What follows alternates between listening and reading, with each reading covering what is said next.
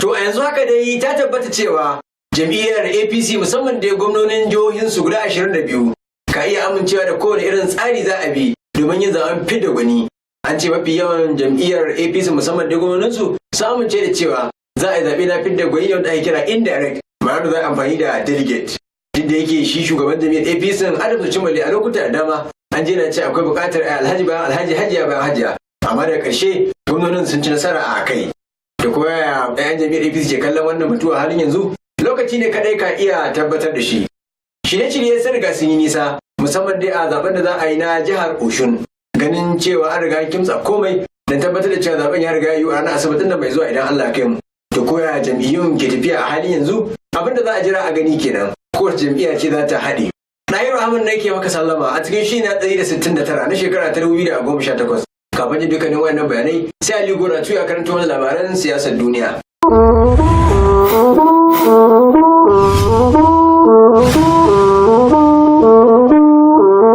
Shugaban kasa Muhammadu Buhari zai kasance ɗaya daga cikin shugabannin kasashen duniya 88 za su gabatar da jawabi a taron Majalisar Ɗinkin Duniya da zai gudana a kasar Amurka a ranar 25 ga watan Satumba na shekarar 2018. Wata majiya ta ce shugabannin za su gabatar da jawabinsu ne ɗaya bayan ɗaya yayin taron da za a gudanar a birnin New York da kasar Amurka. A baya dai an sanya shugaban Muhammadu Buhari a matsayin na 20 daga cikin shugabannin da za su gabatar da jawabansu yayin taron karo na 73. Sai dai majiyar ta ce a halin yanzu shugaban Muhammadu Buhari yana kan mataki na 18 daga cikin shugabannin bayan an sauya fasali da tsarin gabatar da jawaban. Rahotanni sun ce shugaban Muhammadu Buhari zai gabatar da jawabansa ne gabanin shugabannin kasashen Japan da Burtaniya waɗanda za su yi muhawara a ranar farko da misalin karfe 7 zuwa karfe 8 daidai da karfe 12 na dare a Najeriya. Jami'ar APC ta sauya ranakun da za ta gudanar da zaɓuɓɓukan fidda gwanin 'yan takararta. A cikin wata sanarwa da sakataren shirye-shiryen jam'iyyar Emmanuel Ebedoro ya raba manema labarai ya ce za a yi zaɓen fidda gwanin shugaban ƙasa a ranar 25 ga watan Satumba yayin da na gwamnoni zai gudana a ranar 29 ga watan Satumba na shekara ta 2018. Emmanuel Ebedoro ya ce sauya ranakun zaɓuɓɓukan ya samu amincewa daga kwamitin zartarwa na jam'iyyar APC na ƙasa.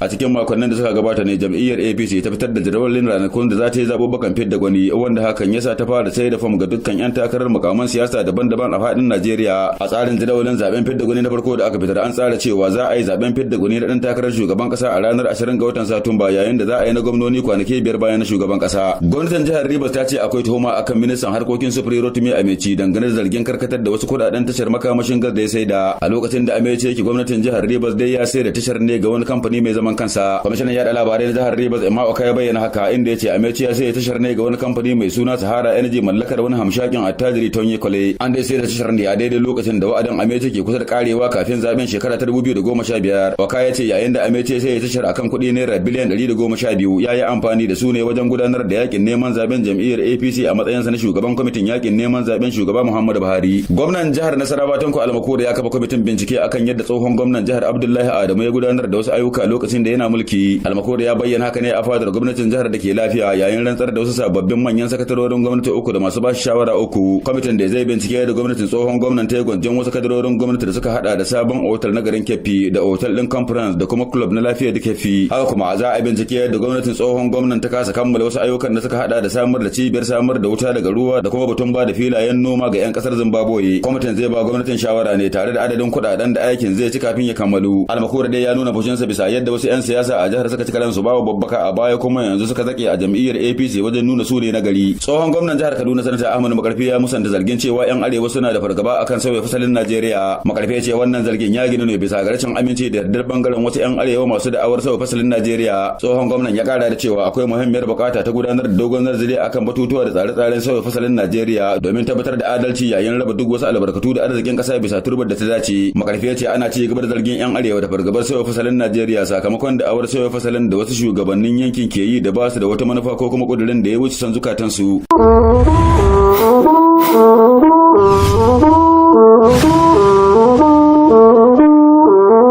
Sanar da sauka dan mutanen gora mai saurari barkanmu da warhaka barkanmu da sake saduwa da kai.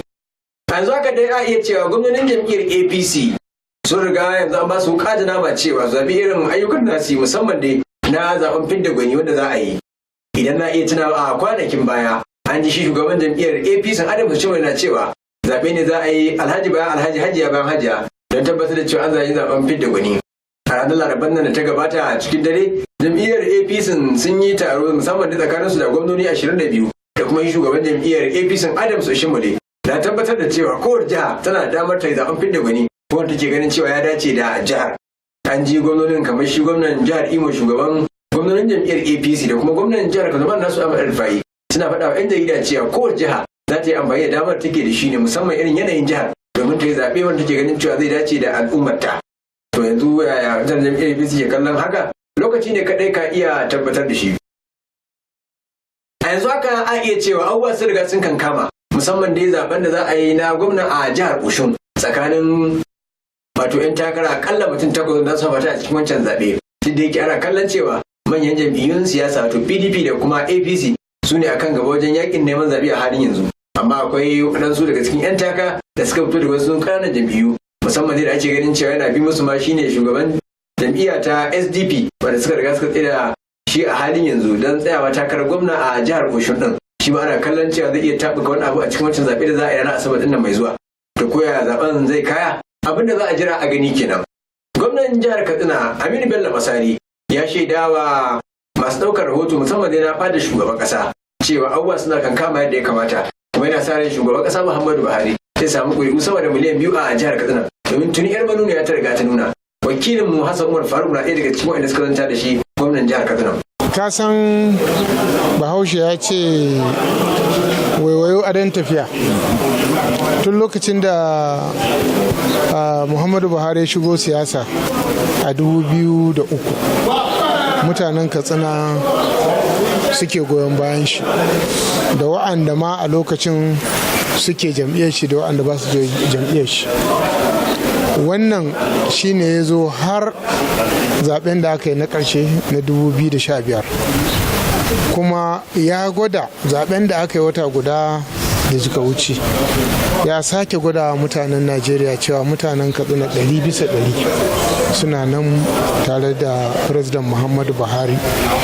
Idan ka ga yadda misali APC ta samu ƙuri'a 224,641 mafi mata ta samu 59,000 da wani abu ka sama 60,000 kaga ana magana sun samu 1/4 na abin da ya samu.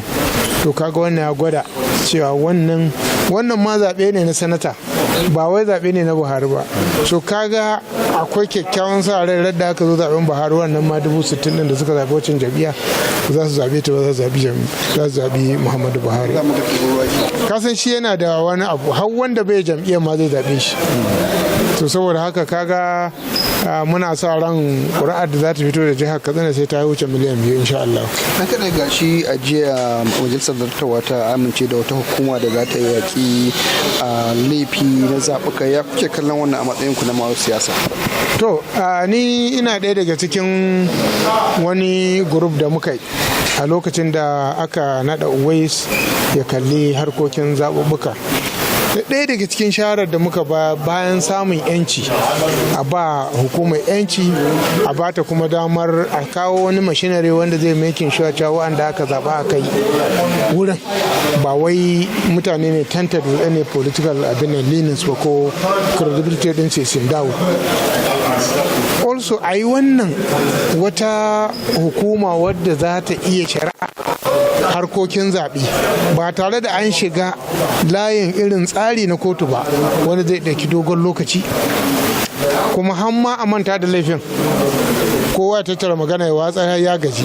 To wannan ko yanzu magani yanzu kuma mun tabbata za ta ƙara tsarkake zaɓe kuma za ta ƙara kawo cewa mutane su amince da sakamakon zaɓe.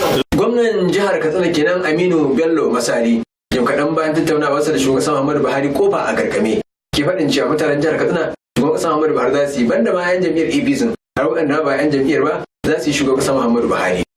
Shi kuwa ɗan majalisar tarayyar na wato ɗan majalisar dattawa daga jihar Zamfara Sanata Kabir Ibrahim Marafa ya ce ya gana da shugaban ƙasa Muhammadu Buhari ne kan waɗansu batutuwa da suka shafi maganar tsaro a jihar Zamfara da kuma irin abubuwan da aka yi musamman na zaɓe na kociya kowane irin zaɓe za a jihar Zamfara wanda ya ce na shugabannin zaɓen na APC a jihar Zamfara akwai abubuwa da dama amma ya gode wa Allah bisa yadda yanzu haka kotu riga ta dakatar da kowa. Na ga shugaban kasa akan abubuwa guda biyu. Na farko wanda ya fi damu na ya fi damun mutanen mu ya fi damun shi kan shi an juya ai fara shugaban kasa ce yawa to abin da ya fi damu na ya fi damun mutanen mu ya fi damun shi kan shi shugaban kasa shine maganar tsaro da ta'addabi jihar Zamfara. Idan ba ku manta ba daga shekaran jiya zuwa jiya mun samu kuma wannan fitina ta kara bullowa duk da kokarin da shi mai girma shugaban kasa yake yi. To wannan na ga ya dace in zo in yi mashi bayani na abubuwan da ke faruwa da sauransu. Magana ta biyu shine zaɓuɓɓukan da aka yi na shugabannin fati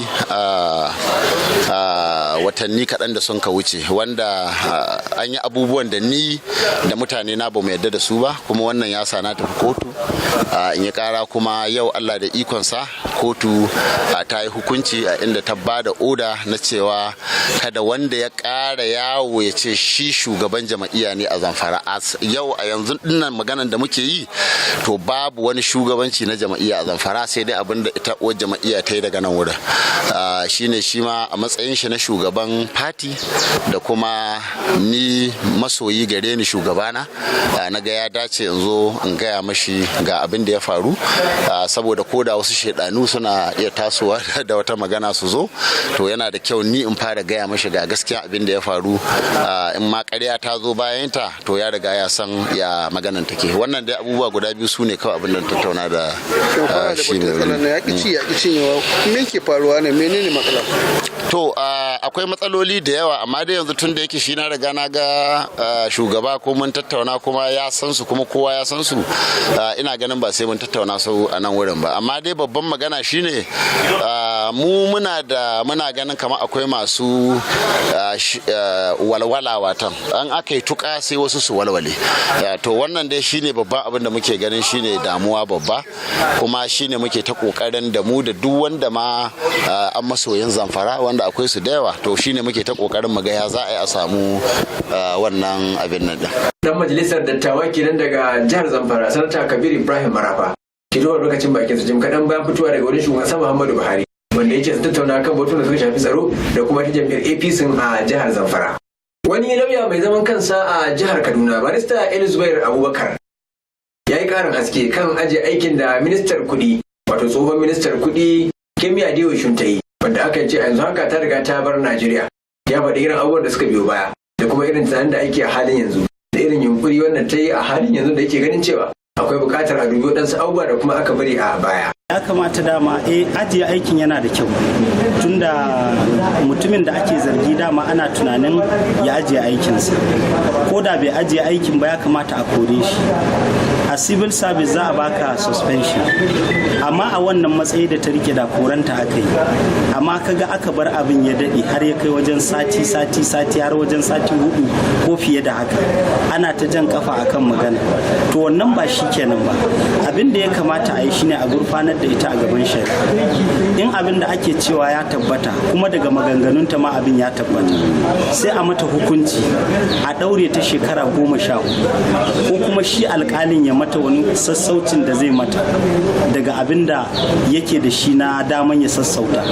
Sannan abin da ta karba na kudaden aiki kotu ta tilasta mata ta dawo da su. Na iya tsawon shekarar da ta kenan akan wannan mukamin. Ai ta yi kwamishina ma a Ogun da wannan certificate. Duk matsayin da ta rike da wannan certificate, ta dalilin wannan certificate ta rike su. Don haka sai ta dawo da waɗannan kudade, ta kuma tsaya a kai ta prison, ta yi sabin din prison term ɗinta. To lokacin da ta fito ne za a ce an yi daidai. To idan kuma alƙalin ya sassauci, amma don an zarge ta kawai ta sauka ta tafi kasar waje, watakila ma ba za a iya dawowa da ita ba abin da ya gamsa. To barista, idan alƙalin kuma ya sassauci kuma fa wani irin hukunci zai yanke mata idan har ba a yanke mata shekara 10 a gidan yari ba? 14.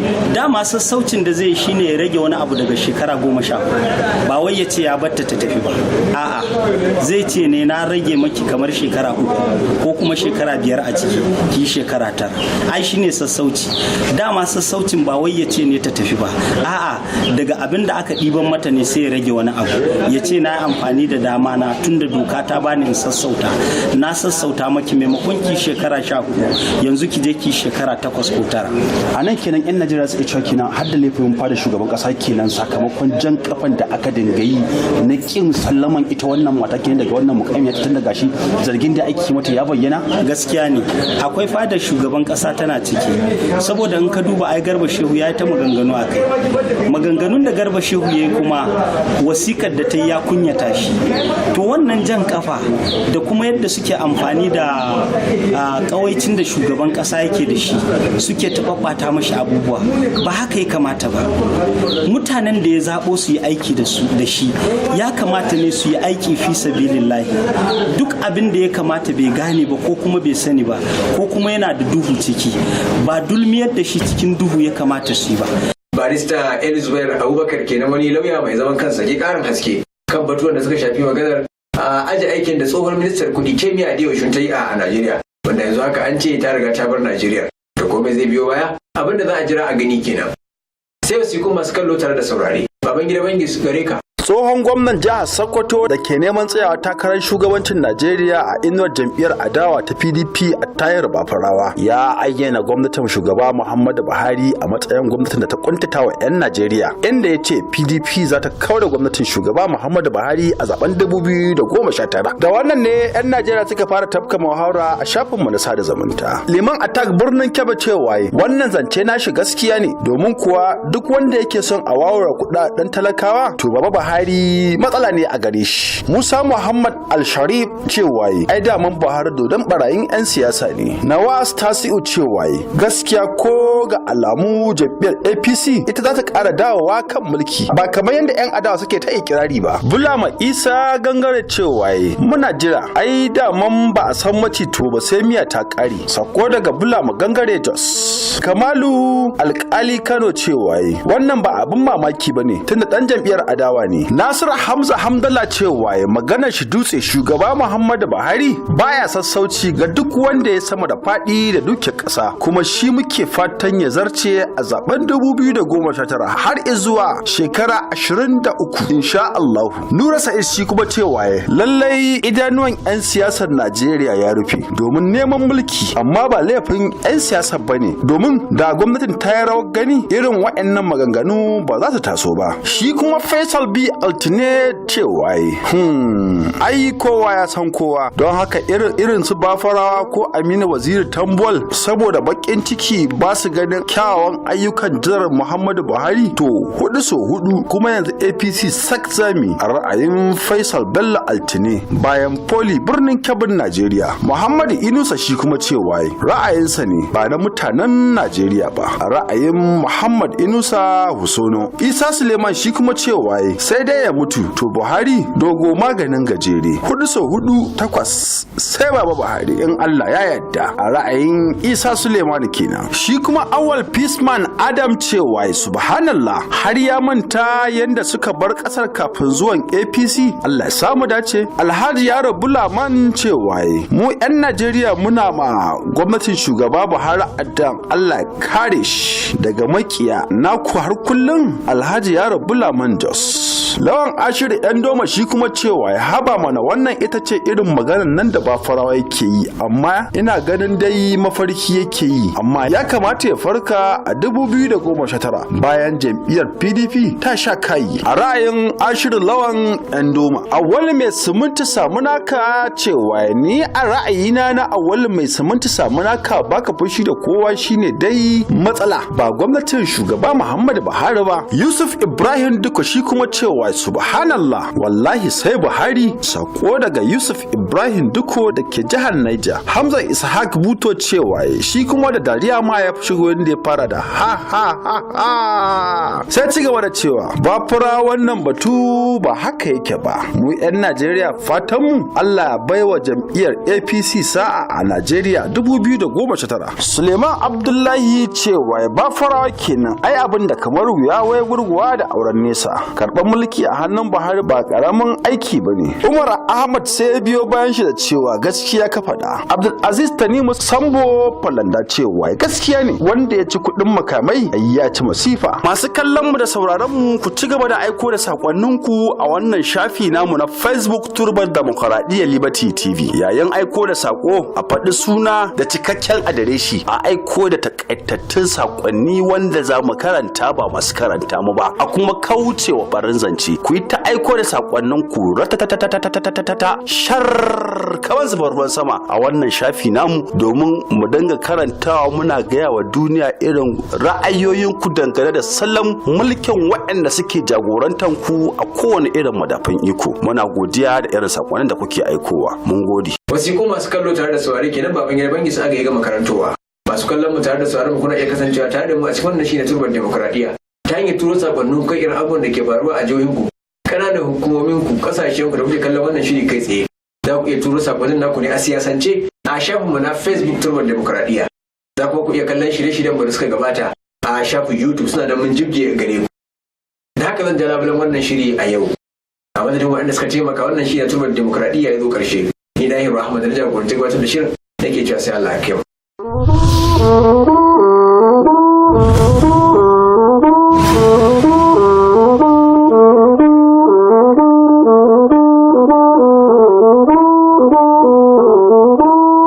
Oh